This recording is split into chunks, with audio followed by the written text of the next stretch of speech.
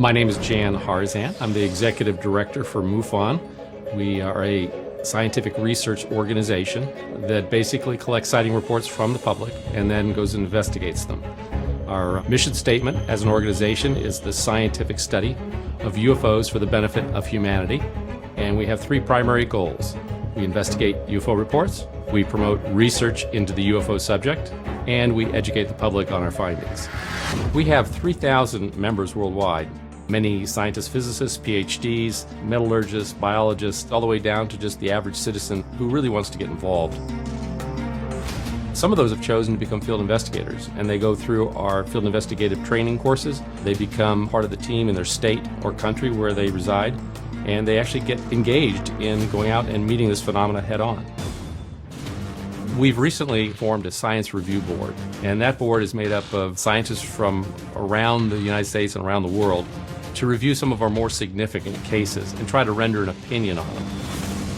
What we'd like to do is be more outbound, more outspoken in terms of the really true UFO cases. So MUFON is moving forward with this approach, and we'll be publishing papers in these different areas to allow the general public and even the scientific community to be able to be challenged by what we're finding. That's the strength of MUFON as an organization, is being really the truth seekers of the UFO field.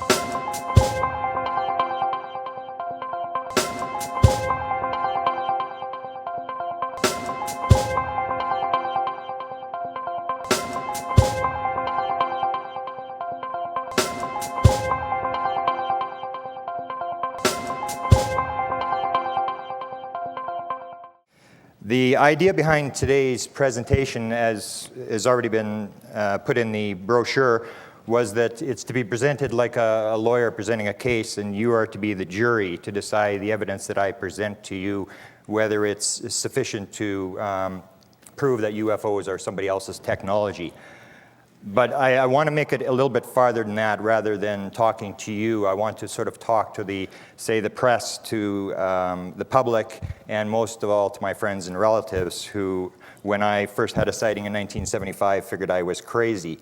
And a lot of what I have done is based on that. It's to evaluate the evidence and to play the game like a chess game. When I was very, very young, I played chess. I was fairly good at playing chess. And I used to wonder why people, when they played chess, just moved pieces for the sake of moving pieces.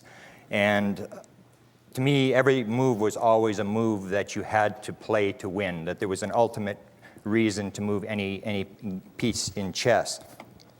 So when we look at the presentation I'm making today, I want to sort of emphasize that there's a lot of evidence here that I looked at, and I tried to figure out, well, what am I going to present? And every time I present, I always have time trouble that I almost feel all the time like I'm Bill Clinton and I have to keep it down to one girlfriend. And there's so much material. And what I'm going to do is I'm going to present to you the material that I've accumulated since 1975, very short clips of what I thought was important. And I want to do it in that way, start with the weakest stuff and move to the most important stuff. But what I want to first identify is another lesson that I learned very early, in addition to chess, was my days at university. And I remember very little of my days at university. I do remember one very specific incident that occurred at university, and that was, it was a lecture in science, and there was a visiting astronomy professor. And basically what he did was to present to us a case. He said, "Prove to me the world is round." Our role was to produce the evidence for him. Now this occurred before I had my first UFO sighting. It was a very important lesson for me. So we proceeded to produce our evidence, and he played the aggressive, brain-dead UFO skeptic type. And to make a long story short, he won. Basically, it taught me the lesson when I first started ufology, and we have a very high standard. That's one thing that we have been faced with, that we are forced to present evidence in a much more stringent way than people in the outside world do. So the example of this professor gave us is prove to me the world is round, gave me the knowledge that you had to do it right. You had to come up with very specific evidence. For example, when we were there, one of the students brought up the fact, well, everybody knows the world is round. And it's the same argument we use in UFOs, that half the people believe that UFOs are real, and therefore this is some sort of evidence. What happened was that he said to us that the fact that everybody believes the world is round is not proof, because 500 years ago everybody believed it was flat. Therefore, common reality, what everybody believes, is not necessarily proof of anything. The other piece of evidence that they brought up was visual evidence, that some people had said, well, people have flown around the world. And like a good UFO skeptic, he said, well, that isn't proof either, because they only believe they've flown around the world. They may be flying around the edge of a coin, a flat coin, or they may be lying. So that evidence didn't accumulate to anything. The other thing that came up in this terms was, this was the sighting that I had. This was the object that sort of ended my life in 1975, or at least my normal life. This was Charlie Red Star, and it was the same sort of thing we use in ufology, that because we've seen something, this is some sort of evidence. This is a 1 second time exposure of an object. 1 minute later, another one that looked like it was turning on its side here. And the third one here, it had apparently just hovered. It had stopped moving. This one here is 1976. It's a photograph that was taken with my film. My friend was standing right beside me, and he took the photograph. It was a giant triangle, 1976. It had a green light in the back. We took this. It was a time exposure, and I found out right away that this kind of evidence was kind of lacking, because my friends and relatives really didn't, I mean, they like, yeah, okay, you took it, big deal, or I don't believe you, or whatever, that this evidence really wasn't all that strong. The other thing that was brought up in this course was people said, well, the horizon proves that the world is round. And he, of course, brought up the thing that we do to a lot of cases in ufology, is said, well, there are optical illusions. The horizon is nothing more than an optical illusion. That proves nothing. And it came down to saying that proving something, if somebody doesn't want to believe something, to prove to them that it's fact is a very, very hard thing to do. And that's how I started. I had to move from the sightings, which I figured really weren't helping anything, and to photography, which was brought up. People said, well, people have filmed the world is round. Astronauts. And we use the same thing with photography, that we use photography to say, well, this sort of proves that UFOs are somebody else's technology. And of course, the question arises, if this is true, if these astronauts who filmed the world showing that it is round, if that proves the world is round, then does it prove that flying saucers exist, because Apollo 16 took this photograph of what appears to be a flying saucer over the moon's surface. Now I'm going to quickly show you this just as an example of what happens to photography when you bring it up in the UFO field. This is the actual film footage taken by Apollo 16. You watch it moves, they pan to the right, the object disappears, and as they come back, you'll see that the object is actually moving back. It's getting farther away from the camera, and it's actually changed size and shape. Here's 1 second frames of just a few of the frames. I have time problems, so I only show you a few of the frames, moving this thing one frame at a time. So if the world is round because they photographed it being round, does it prove that flying saucers exist because it appears they photographed flying saucers? Here it is, 10 times the size, blown up, taken by Apollo 16 as they were leaving the moon's surface.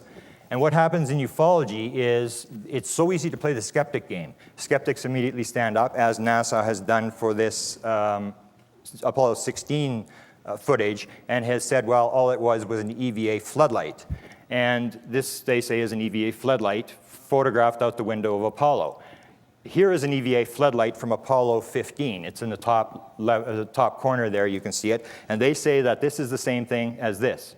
Makes no sense, but here's another one from Apollo 15. There's the EVA floodlight in the bottom, and they say that's the same thing as this. And here's another one from Apollo 15 on the bottom right-hand corner there. They say that's the same thing as this. Then here from the same mission, Apollo 16 is an EVA floodlight on the right-hand side, filmed through the window. They say that this is the same thing as this. Here's another one from Apollo 16, the EVA floodlight, and they say it's the same thing as this. Makes absolutely no sense. And all I have to say to this is I may have been born in Canada, and I may have been born at night, but it wasn't last night. And yet the film dies. It's like the Mexican film. You take the Mexican film, it looks like this is it, it's going to break the UFO case, and suddenly some clown with a capital C stands up and says it's anything, and the media immediately says, oh, okay, and they print a story that says this is one side says this is the other side says this, and it comes out and everybody believes the skeptic side. Here is the EVA, well, this is the actual film. You can see it's actually changed, it's like it's flying away. So video doesn't really work. You start getting into testimony, and some of the testimony from other Apollo astronauts seem to show that if the fact that they filmed stuff or that they saw that the world was round and reported this, what about the other stuff they reported? For example, Apollo 15, here's a photograph from Apollo 15, you can see up in the right corner there. Apollo 15 has a number of stories. James Irwin is now on the internet, they have a piece where he talks about UFO sightings on Apollo 15, and we have a story that we haven't released yet because we're afraid of a lawsuit. We have another story on Apollo 15, very dramatic story that was told by one of the astronauts, and we're just working through before we release this thing so we don't end up in trouble. But astronauts say a lot of things, and because they say the world is round, it really doesn't prove it. And it comes down to proof is very hard to come by. So when sightings and photography didn't seem to work, I went on the role of going after government documents and government involvement. And because I'm from Canada, I decided that I would go after the Canadian government documents that had been released by the Canadians. And I came across, this was put on to me by different people, Wilbert Smith. Now, some of you may be familiar with this stuff. I spent years researching this guy, probably 20 years researching this guy. I talked to all the people that were around him. He directed what was called Project Magnet in Canada. He dealt with Vannevar Bush, the guy that was rumored to have run the US UFO program. He dealt with the Canadian Prime Minister on the subject of flying saucers, and he also set up the Flying Saucer Observatory. Now, Smith's role in this whole thing, if you hear the Canadian government, they've sort of gone to sleep after this project ended in 1954. They sort of went to sleep and have allowed the Americans to run the UFO program. They're not really that involved. They've made a few comments on Wilbert Smith many years ago. They don't comment on him anymore. And they basically said it was a part-time project that he did on his own. So to show you this is a letter that Wilbert Smith wrote in 1955, and I'll read it, a portion of it. He says, "You may know that I am the fellow who was in charge of the Canadian government's Project Magnet, which was the official saucer study program. Ran from 1950 to 1954. It's important to remember that this was the official government project when you hear what Wilbur Smith's conclusions were in Canada. This is the place where it all took place. This is Shirley's Bay outside the nation's capital. It was the place where they monitored the Russian communications, tried to pick off all the stuff. This is where the spies would radio in. Wilbur Smith ran the whole show. He was a radio engineer, ran what was called Radio Ottawa. The small building there was called the Flying Saucer Observatory. Whether the Canadian government wants to admit it or not, this was sanctioned by the Canadian government. They had a flying saucer observatory to pick up flying saucers from 1953 to 1954, and Wilbur Smith ran that as well. Wilbur Smith started in 1950, went down to the United States, and it's very interesting to see what he said, how he started. He said, in 1950, I was attending a rather slow-moving broadcasting conference in Washington, D.C., and having some free time on my hands, I circulated around asking a few questions about flying saucers, which stirred up a hornet's nest. I found out that the U.S. government had a highly classified project set up to study them. So I reasoned that with so much smoke, maybe I should look for the fire. And that's what he did. He started an investigation inside the United States. He started to talk to people inside the United States, inside the military and scientific establishment, and all this went through the Canadian Embassy. He came back to Canada and he wrote what is famously known as the Top Secret Memo. It was written in November of 1950. On the second page of this memo, there is written, the matter is the most highly classified subject in the United States government, rating higher even than the H-bomb. Flying saucers exist. Their modus operandi is unknown, but concentrated effort is being put forward by a small group headed by Dr. Vannevar Bush. Better put my glasses on here. The entire matter is considered by the United States authority to be of tremendous significance. This was a top secret document. It was written in 1950. It was not declassified until 1978 or 1979. Stanton Friedman helped push this document out. On the third page of this top secret document, To see what the reaction of the Canadian government was when they received it, we read on the bottom, it's written by the head guy in the Department of Transport, the deputy minister. He said, okay, go ahead with it and keep me posted from time to time. So Wilbert Smith got the official sanction to go after flying saucers and to investigate and to find out what happened. As I said, all of this happened through the Canadian Embassy, which is in Washington, D.C. This is the old embassy building. And Wilbert Smith, before he died, he had cancer. He knew he was going to die, made an effort to hide all his files. He told his wife told me that Wilbert told her that the government was going to come and get the files and that they were to be hidden. They hid the files. This document has not been found in the Canadian government files yet. It is an embassy document out of the Canadian Embassy, and in that document it's correspondence between Wilbert Smith and the Canadian Embassy in Washington, talking about the situation in Washington, D.C. And on this one document written by a high-ranking official in the Canadian Embassy, he writes, "The official position is still that nobody knows anything here much at all. We are, of course, keeping our ears and eyes open. If anything does develop, you will probably hear it through the Wright Salant channel." These are two military people. "On the ambassador's instruction, no one in the embassy, apart from Wright and myself, is to discuss the matter with anybody." This is a stamped secret. It's out of the Canadian Embassy. Here's the second page of it, and on the second page, Gordon Cox, who wrote it, says, "The ambassador and I would be particularly interested in any indication you may have as to the possibility of an official U.S. government statement." Now, why are they waiting for a U.S. government statement? I'll show you why they're waiting. Wilbur Smith is dealing with Vannevar Bush. We can now prove he was dealing with Vannevar Bush. He got clearance to deal with the Americans. As Major Kehoe was involved, Wilbur Smith produced a study on the propulsion of flying saucers and sent it to Vannevar Bush in Washington, and he writes, "I understand Kehoe was to take it to Dr. Bush for clearance." The important thing is clearance, not to read, for clearance. It's an official document. "I do not know what Dr. Bush's reaction will be to the material contained in the major portion of the article and my revision, but his reaction would certainly be interesting, and I would like to have you have a talk with Kehoe at some time at your convenience to ascertain this point." Smith also, when he was down there, found out about hardware and bodies. Now, I've known this since the 1970s. We really didn't release this. I talked to his son, James Smith, who I'm going to introduce in a second, who basically thought he was under the Official Secrets Act. They didn't want to talk about this. This is James Smith. This is a 1950 photograph, Wilbur Smith with his son James. James has come forward now to talk about what his father discovered in the United States, things that I had heard from inner circle members who had worked with Wilbur Smith.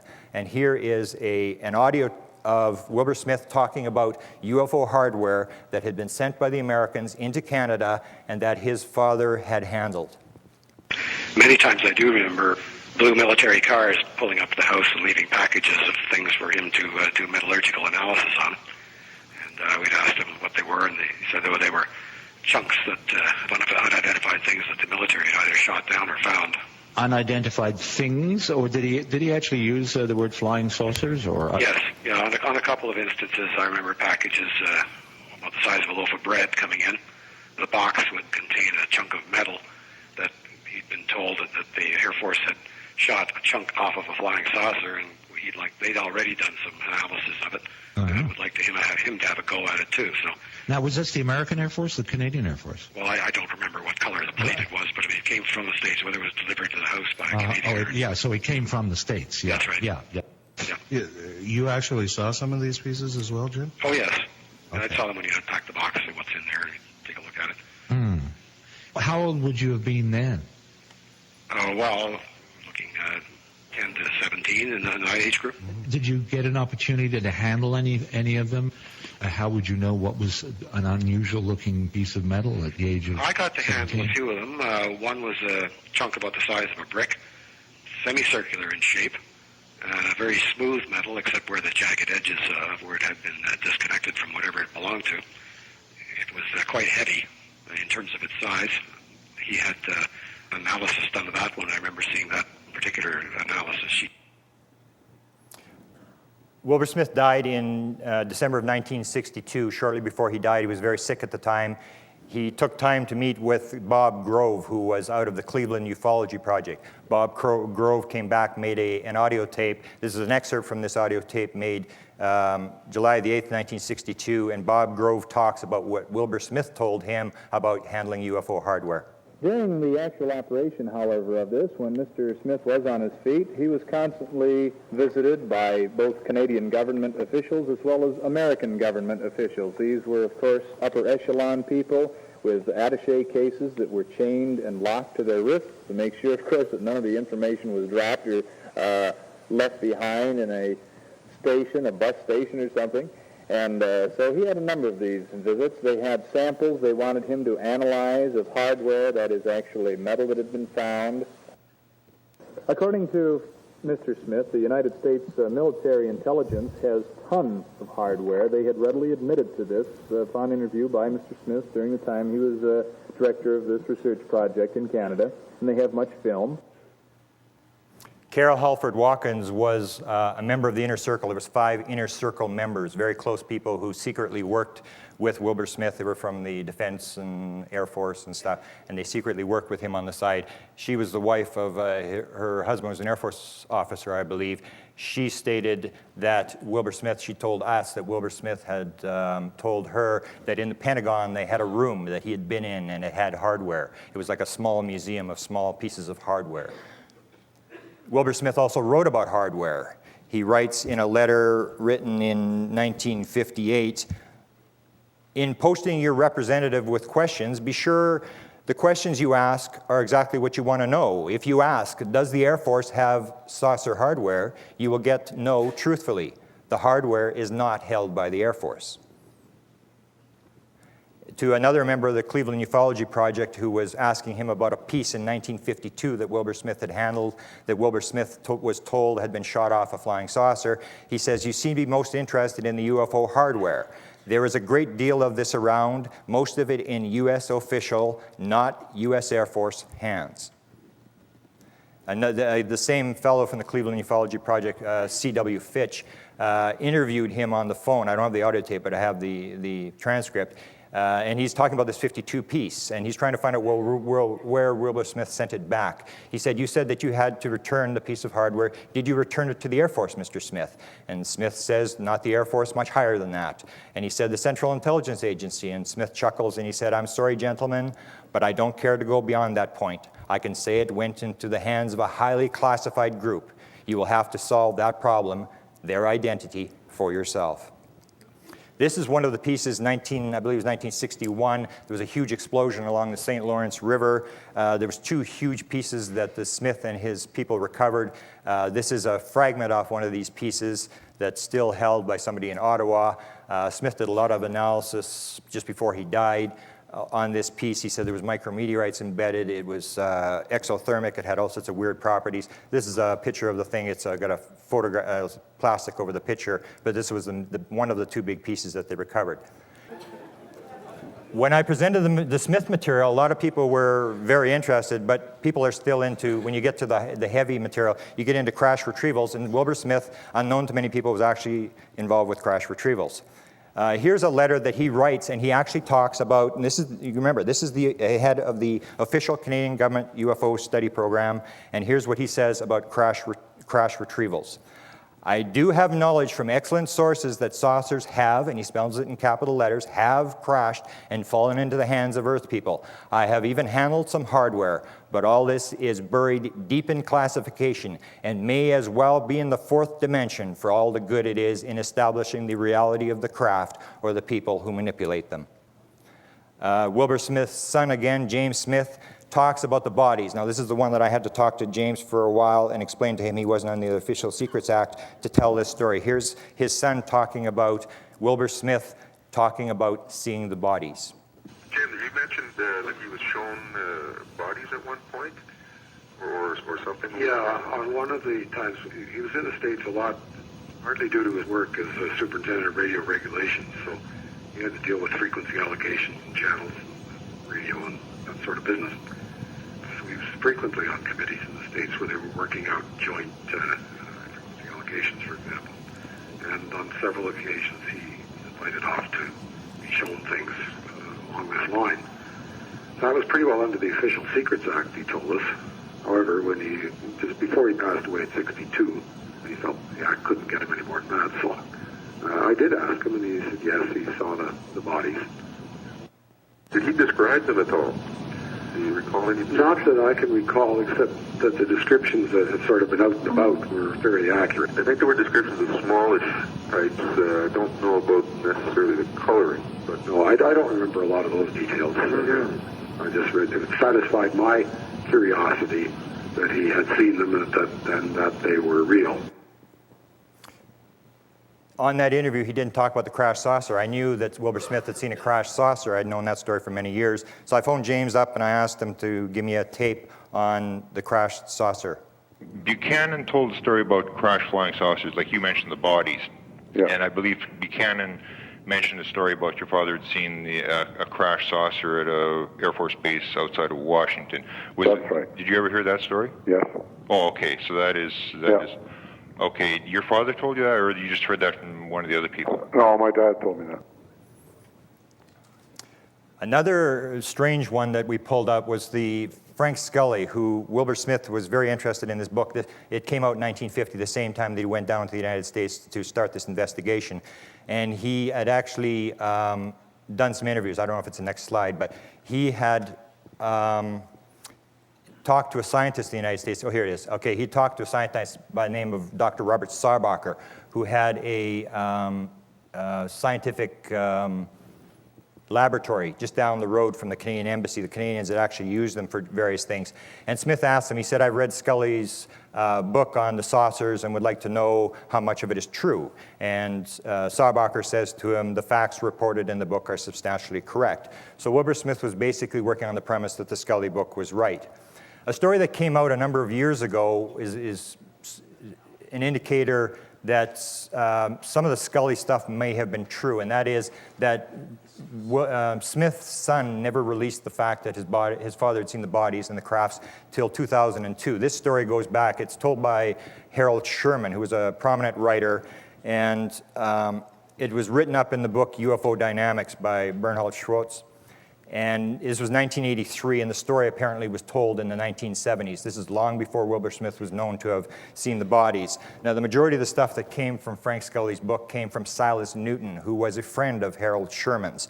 And according to Harold Sherman, Newton became acquainted with several high-ranking geophysicists who had actually seen the downed craft and occupants. And according to Sherman, through the intervention of Wilbur Smith, electronics expert and organizer of Project Magnet, Newton actually saw the bodies himself. The importance of this is that if Silas Newton made this story up, he was making up a very bizarre story because it doesn't make any sense that the Americans would be shown bodies by a foreign national. It didn't make any sense that Canadians would be shown the bodies. This is, as I go back to Dr. Robert Sarbacher, a lot of the material, or some of the material that came from the top secret memo about flying saucers exist, most highly classified, came from this Dr. Robert Sarbacher. I just want to read. This is the actual handwritten transcript that was found in Smith's files of the interview that was done through the Canadian Embassy. And Smith asks him, then the saucers do exist? And Sarbacher says, yes, they exist. And Smith asks him in this interview, do they operate, as Scully suggests, on magnetic principles? And Sarbacher replies, we have not been able to duplicate their performance. Smith asks, do they come from another planet? And Sarbacher says, all we know is we didn't make them, and it's pretty certain they didn't originate on Earth. Now, this was done in 1950, the interview, the top secret memo. In 1979, they released the top secret memo, and everybody started to race around to find out where Wilbur Smith had gotten the information from the top secret memo. Stanton Friedman tracked down Dr. Robert Sarbacher. He was still alive at that time, and he does an interview, and Sarbacher talks about the fact that there had been a crash in the West, and that the material had been moved to Wright Field, Wright-Patterson Air Force Base, and that he and a number of high-ranking scientists in Washington had been invited to the meetings to find out what the officials had found out about this crash. Here's the actual tape of Stanton Friedman talking to Dr. Robert Sarbacher, and Sarbacher describes what happened and confirms that the material that was in the top secret memo that had been given to Wilbur Smith was accurate. I had to run my own business, my laboratory, and I couldn't go to all the meetings. Now they did have, or at least I was told, That's when Carl Thompson was down there. Yeah. I was told that they had recovered a UFO from the people of it. Bodies, whatever. I don't know whether that's what I think I was told. Did he tell you where? Well, we were having the meeting at Wright Field, and I couldn't go. Oh. But later on, one of the fellows said to me that those guys, if they were people, were made like insects. Did you get any clue as to where the crash had occurred? Well, it was somewhere out west. Okay, so, and do you think that this was, any idea what year this was? Well, yeah. Let's see, Freddie was then in Washington. It was in the early 50s. Okay, did they imply that the crash had just happened, or that this had happened sometime? Well, yeah, there was a conversation was that it had been recovered. The crash, that's what they were talking about. Oh. And they were going to have a meeting going out to discuss it. Now, Friedman tried to press Sarbacher because Sarbacher was naming off a number of people like von Neumann and people, all these people were dead, and Friedman was trying to get a name of somebody who was alive. One of the people who eventually was identified as being one of the people who had been at the meetings was Dr. Eric Walker, who had just a who's who, just unbelievable. He was chairman of the Institute for Defense Analysis, which is the top military think tank in the United States. He was president of Penn State University for 15 years. He was the executive secretary of the Research and Development Board from 1950 to 51, which was in charge of all the weapons development for the U.S. military. He was a member of the Defense Science Board. When this information, well, hang on first. Sarbacher describes him. At the time, he doesn't know what his name was, but he describes in the interview with Friedman this fellow who was at all the meetings, and later on confirmed that it was Dr. Walker. I remember there was one guy, frankly, I didn't like him very much. He had some company, as I had. Seems to me he was in Philadelphia. And he was going to all the meetings. And acting very smug about it. We took all the material. We proceeded, once we had this material, to interview Dr. Eric Walker. He was a guy that had a problem. He couldn't hang up the phone, but he didn't want to talk. And what we did is there was 5 or 6 researchers around the world. Everybody tried to interview him and tried to get him to talk. We put all the stuff in a book called UFOs, MJ-12 and the Government, which was published by MUFON a number of years ago. And we put in some of the, I haven't got the audios, but I have got a lot of the things that he said, and I'll just quickly go through them.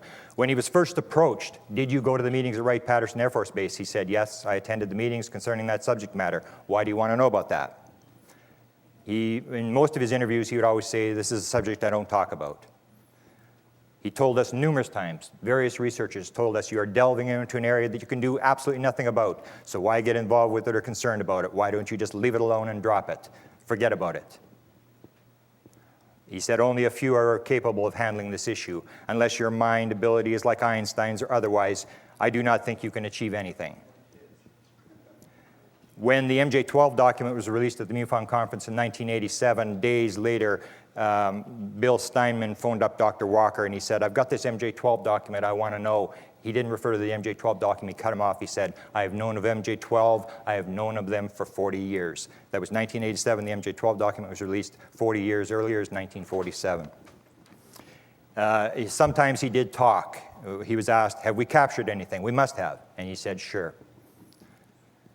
This was an interesting one. Stanton Friedman interviewed Dr. Walker twice. In the second interview was 1990. Dr. Walker told him, I haven't been involved with UFOs for 25 years. We got that information and went it back, and it came out to 1965. Walker lived in State College, Pennsylvania, about 100 miles from Kecksburg as the crow flies. He had a pilot's license. They had an airport at the Penn State University, so of course we immediately went to him and said, there's an incident that happened in Kecksburg in 1965. Were you there? We didn't even have to tell him that it involved a UFO crash. He said, well, we went there. There were 2 from the military, but not on duty. When we asked him what it was, he said, I can't talk about it. His son has now entered the picture. We were looking for a UFO file. We knew he had a UFO file. He was keeping it on us, on the various people. So we were looking for this UFO file. And his son has now confirmed there was a UFO file. This is what a researcher from Canada wrote me as to what Dr. Walker's son, who's a medical doctor, told him. He, Brian Walker, saw a file that contained a number of official government documents, but he claimed he did not read them. He recalls that there were drawings, but he did not mention of what, discs, bodies, etc. He claimed that the file contained information on an event in Pennsylvania and one in the southwestern United States. He does not recall seeing any mention of other persons. He thinks his father destroyed it before his death, as it was never located afterwards. I was at Penn State 3 times. I could never find it. Expert witness testimony, when the Walker story sort of fell apart and it really didn't go anywhere, I started to go towards expert witness testimony, trying to elevate the type of evidence that would take to win the chess game. A number of executions. We execute somebody almost every day in the United States, and in almost all executions, it's witness testimony that puts the person to death. And expert witness testimony is even better material, because the higher the level of the witness, the more it's believed by a jury. If I were to call witnesses, these are some of the witnesses I would call. The first I would call is Danny Sheehan, who worked on the Pentagon Papers defending the New York Times. He worked on the Silkwood case, which shut down the nuclear industry. He worked on 3 Mile Island. He defended John Mack. He was one of the people who exposed Oliver North in the Iran-Contra affair. He studied under Kissinger. He ran the Christic Institute. He's got an incredible background. He tells a story that he worked on 2 studies that were done for President Jimmy Carter. One was on extraterrestrial intelligence, one was on UFOs.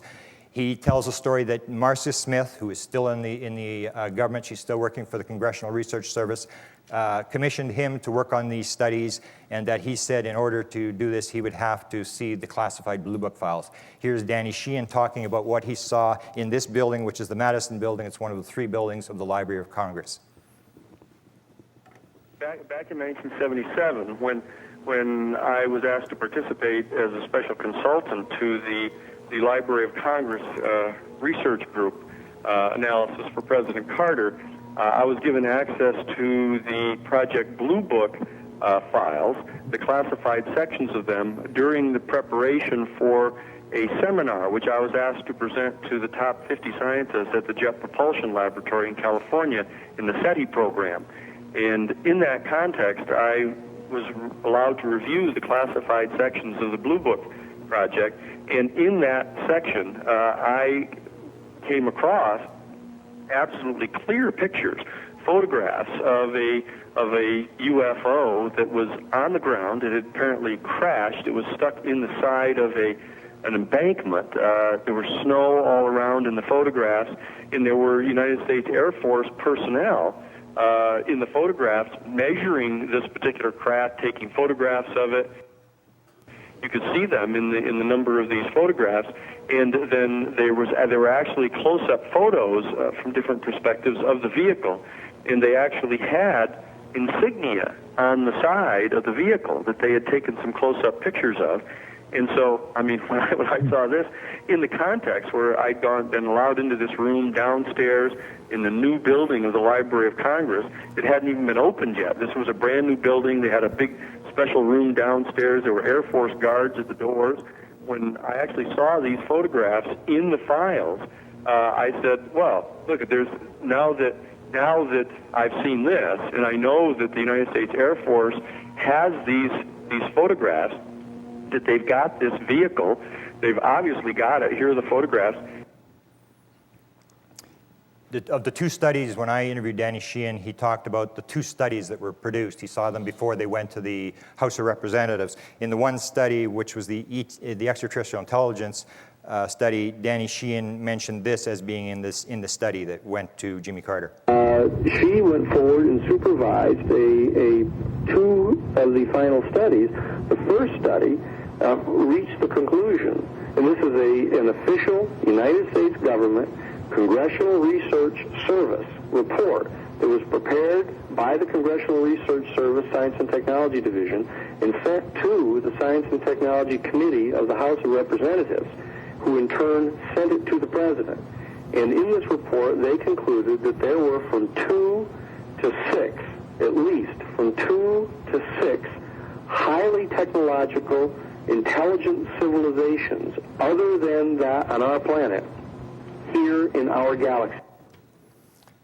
The second study was the UFO study, and in that study, Sheehan refers to a technological conclusion that was in their report. And secondly, they prepared a full report on the UFO phenomenon and actually had diagrams of all the different shaped UFO craft that were there, and in fact projected that it appeared to be in a certain number of cases, and they indicated that from 5 to 6% of these cases of these sightings, that there was absolutely no other rational explanation for these phenomena, given the caliber of the witnesses, the caliber of the corroboration of the sightings, to lead to any conclusion other than the fact that they appeared to be coming from one or more of these 2 to 6 extraterrestrial civilizations in our galaxy.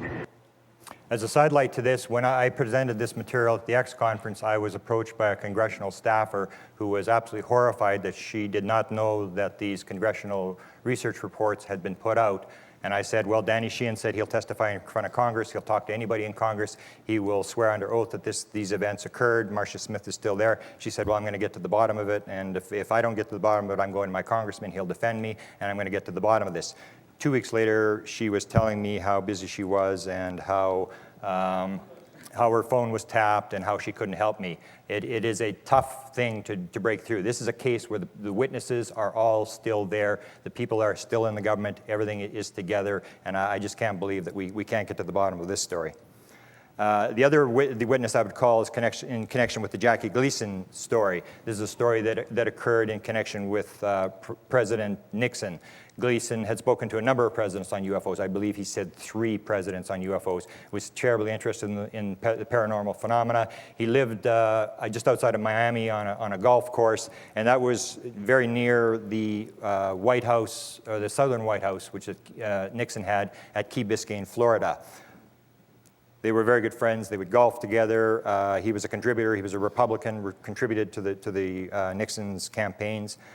Here's the 2 of them together at Jackie Gleason's golf course in 1973. 1973 is also significant because this is the story that was told by Beverly McKittrick, who is now going under the name of Beverly Gleason, who told the story that one night Jackie Gleason had come home and had told her that he had gotten access to dead alien bodies at Homestead Air Force Base, and that access had been given to him by his friend, President Richard Nixon.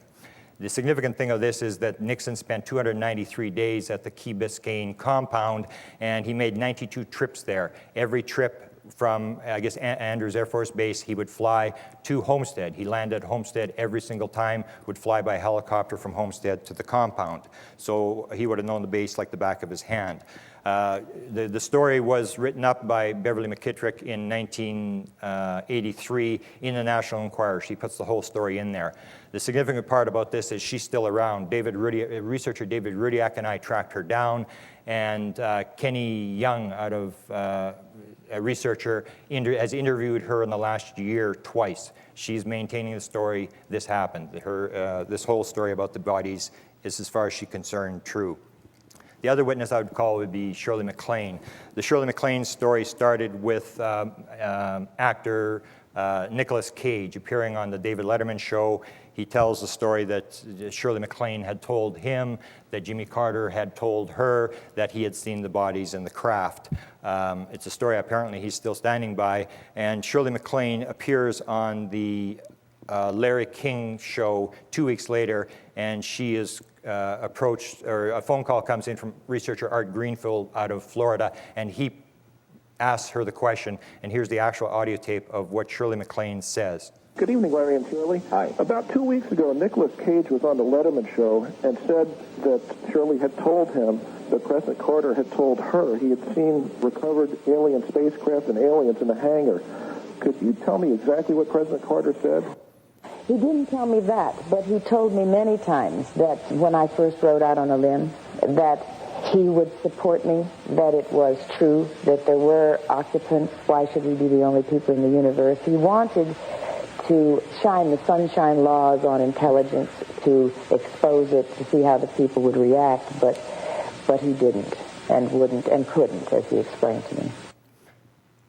The recent material I've done on Jimmy Carter seems to indicate Jimmy Carter got a lot farther than most people did. It does. I would now say, and I've done a lot of study on it, that he did get a briefing. He forced a briefing.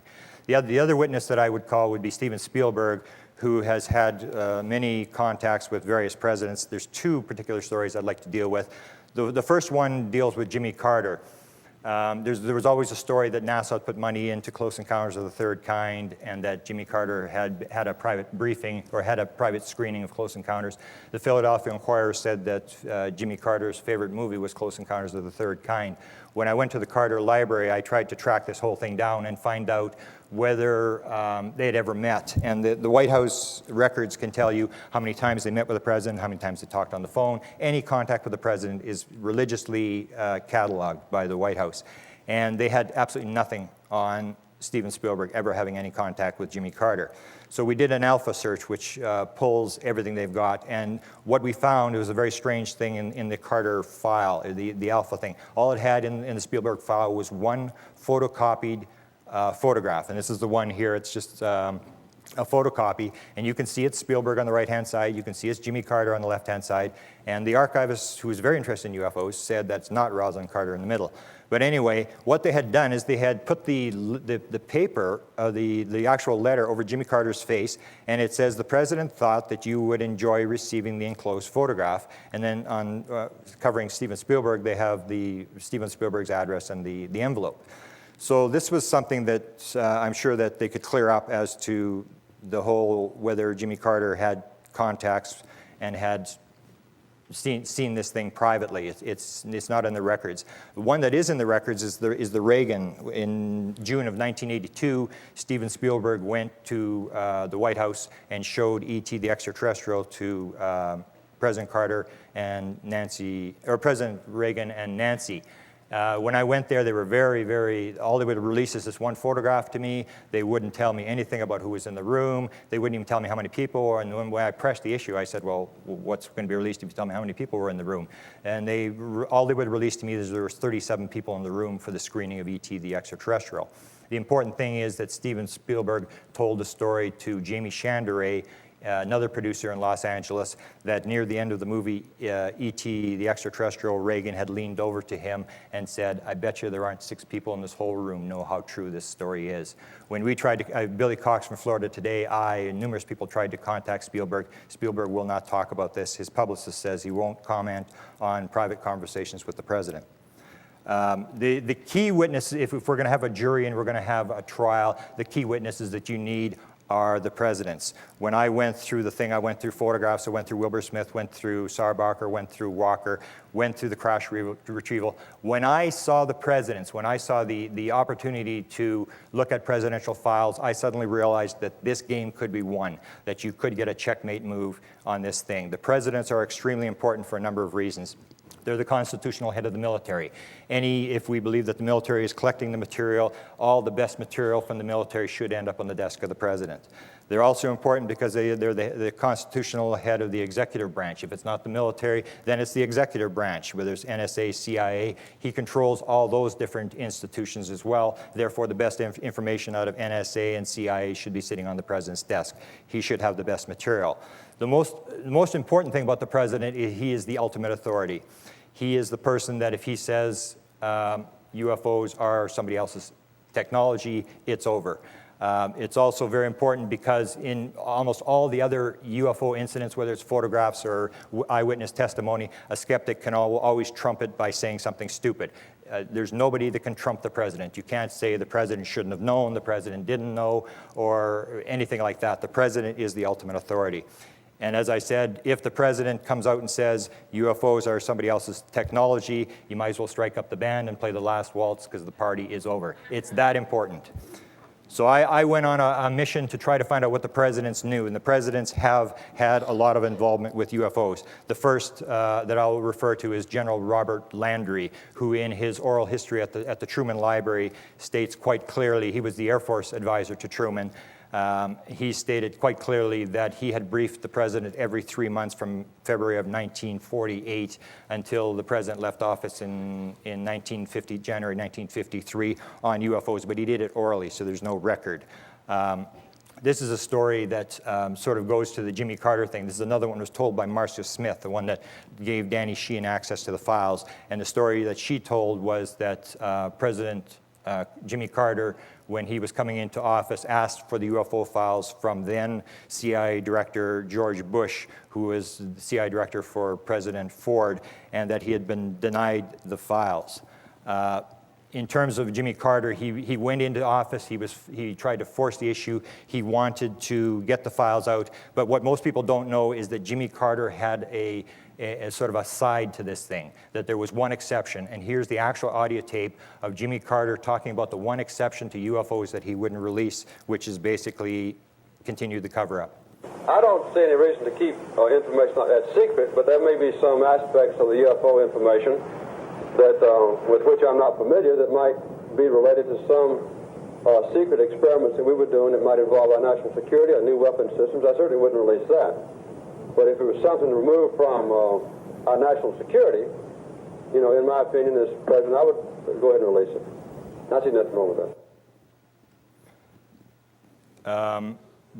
I've worked a lot on the Clinton presidency. I filed a Freedom of Information request, got 1,000 pages, which detailed the Rockefeller Initiative, all this sort of stuff. Collected a lot of material. I sort of think now he knew a little bit more than he's letting on. Both he and Hillary were extremely interested in the phenomena. Hillary was really interested, had actually indirectly contacted 2 UFO researchers to get material. One of the stories I want to bring up here is the story of Sarah McClendon, who unfortunately is now dead and can't really testify, but it's a story that Stephen Greer tells about her approaching Clinton, because she didn't care what she asked. She asked Clinton about the UFO thing, and here was the response, according to Stephen Greer, of what President Carter told Sarah McClendon, who was one of the top White House reporters. Bill Clinton leaned over and told Sarah McClendon, who hosted us at the National Press Club on May 9th, this is a story I haven't told, but I'm going to tell you now. Okay. She told me this. Bill Clinton leaned over to her and said, well, she brought this issue up to Bill Clinton. Says, why don't you do something about what Dr. Greer and this group's trying to do? And he bent over and he said, Sarah, there's a secret government within the government, and I don't control it. I've spent a lot of time trying to get one particular question to the people in power, and this is the top people, the people who you can't trump. The skeptics won't be able to counter. One of the people that I did actually get in contact with was Dick Cheney, who some people figure is running the country, Chief of Staff for Ford, Secretary of Defense for Bush, Vice President under the President Bush, very powerful guy in the military establishment, knows what's going on, and it's so important that I have a UFO most wanted, and I have him as the king of clubs.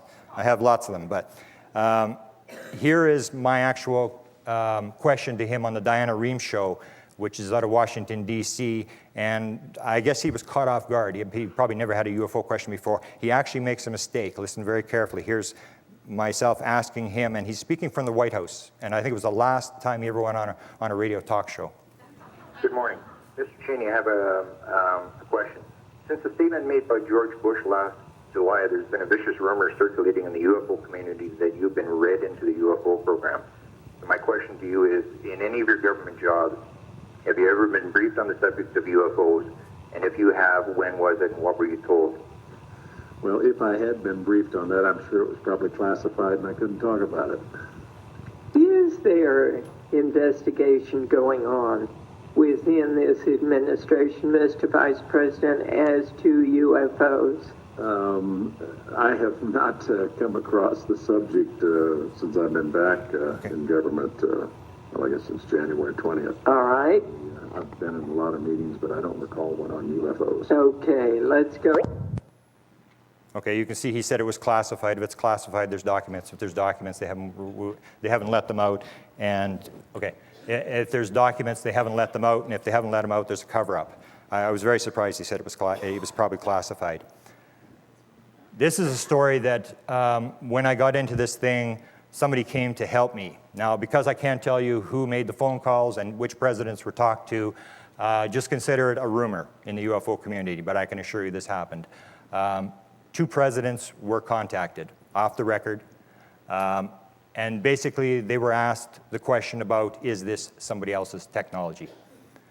There's an old story that if it walks like a duck, waddles like a duck, quacks like a duck, and has sex with other ducks, chances are it's a duck. I can tell you the questions were asked, and I can tell you what the president said. It's a duck. There was no denial. They said at no time would they ever release the fact that they were briefed. So to me, there's a possibility that there's only one more move in the chess game, and that is that the president is approached and is asked the ultimate question. Were you briefed? You can talk to Jimmy Carter. Jimmy Carter will talk about the interest he has in UFOs, that he had a sighting, all this sort of stuff. I don't care about the sighting. I don't care what you think about it. I just want to know one question. Did someone from the NSA, someone official, walk into your office and brief you on the subject of UFOs? Did you sign off on it? If some president stands up, and if they are approached, if they lie, we're finished. I mean, you can't believe anything then if he will lie. But basically it comes down to if the president says, yes, he was briefed, as far as I'm concerned, the press, the public will start to pay attention. Because as far as I'm concerned, you don't go in and brief the most powerful man in the world on a subject that doesn't exist. Thank you very much.